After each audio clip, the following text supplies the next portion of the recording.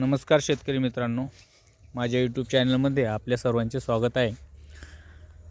तुम्ही बघू शकता की मी कपाशी किती बेस्ट प्रकारे डेव्हलप केली इथे आणि सध्या कंडिशनला माझ्या कपाशीमध्ये कुठेही थ्रिप्स किंवा मावा किंवा कोणतेही असं अटॅक नाही आहे आणि सेंडा अपटेक चालू आहे। बघा, प्रत्येक स्प्रेमध्ये स्टिकर घ्यावंच लागतं मित्रांनो। मी प्रत्येक स्प्रेमध्ये स्टिकर घेतलं आहे, कारण पावसाच्या वातावरणामध्ये काय होतं, आपण स्प्रे करतो आणि लगेच पाऊस येतो, त्यामुळे पूर्ण औषध आपलं वाया जातं।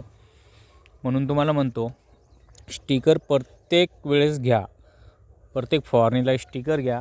आणि सद्यस्थितीला आपल्याला जास्त प्रमाणात थ्रिप्स बघायला मिळतं आहे मित्रांनो। तर या थ्रिप्सला कवर करण्यासाठी तुम्ही आता सध्या स्थितीला दमन कंपनीचं बायो 303, त्यानंतर पुन्हा परफेक्ट सुपर आणि प्राईड, आणि त्यानंतर त्यासोबत स्टिकर आणि बुरशीनाशक तुम्ही कोणतेही घेऊ शकता। पण माझ्या अंदाजे आता सध्या मी अँट्राकॉल दिलं आहे, यांचे स्प्रे घ्या। बायो 303चं प्रमाण प्रति पंपाला 12 लिटर पंपाला बघा 35 ml ने प्रमाण घ्या। परफेक्ट सुपरचंही 35 ml प्रमाण घ्या। प्राईडचं 15 ग्रॅम प्रति पंप असा प्रमाण घ्या तुम्ही, आणि स्टिकर 5 ml या हिशोबाने प्रमाण घ्या।